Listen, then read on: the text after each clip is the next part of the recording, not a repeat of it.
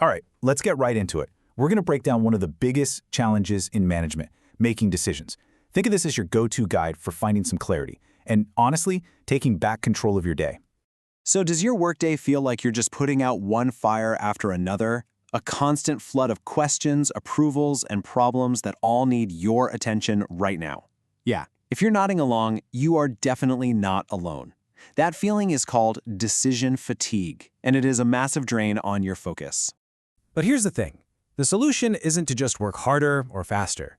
The real secret is to work smarter. And that starts by understanding that not all decisions are the same.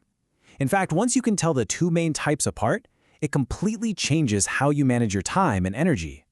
And that brings us to the core of this whole thing.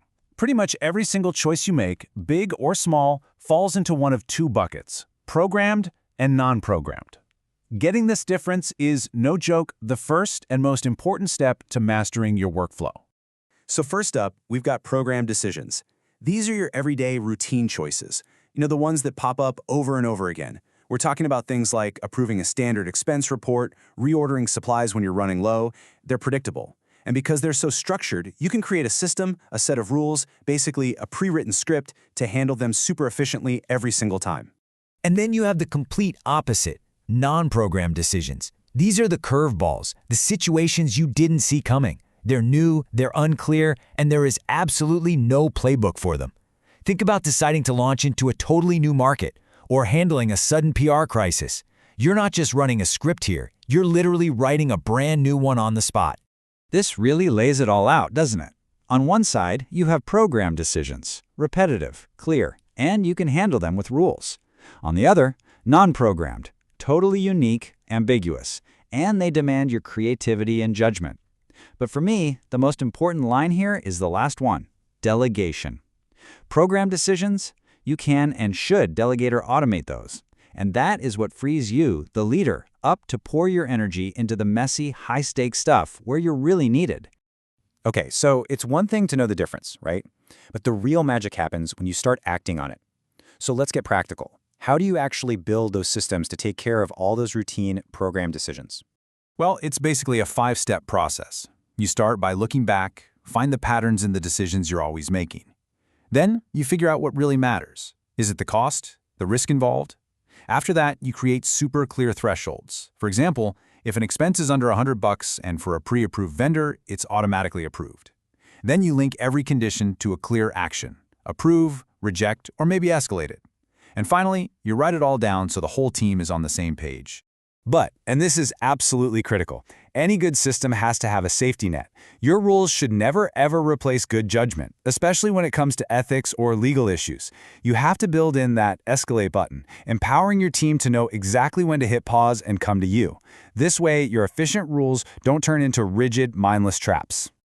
All right, so we've streamlined the routine stuff. Now for the fun part. What do we do about those big, hairy, non-programmed challenges, the ones with no clear answer? It might feel like chaos, but believe it or not, you can bring some order to it.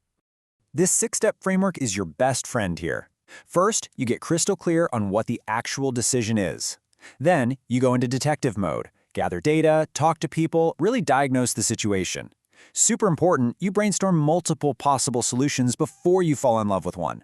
Then you decide how you'll judge those options, make your call, and this is the part everyone forgets, you track the results and learn from them.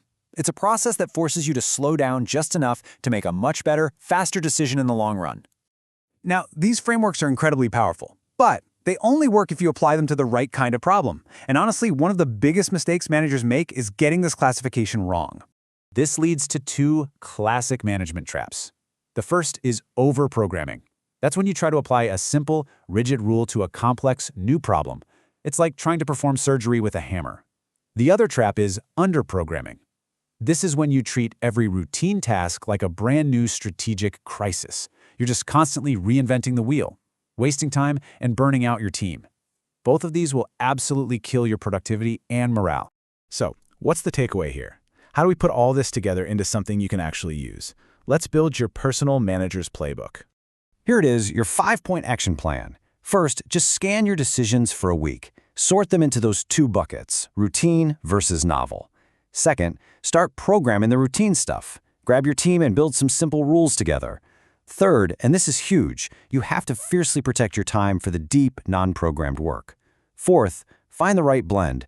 Program the obvious 80%, but always leave room for human judgment. And finally, teach this exact framework to your team. Empower them so they know when to follow a rule and when it's time to ask for help. So you see, by sorting your decisions this way, you're doing more than just managing tasks. You're actually managing your own focus, your own energy. You're creating the space and mental bandwidth for the work that truly moves the needle. So I'll leave you with a challenge.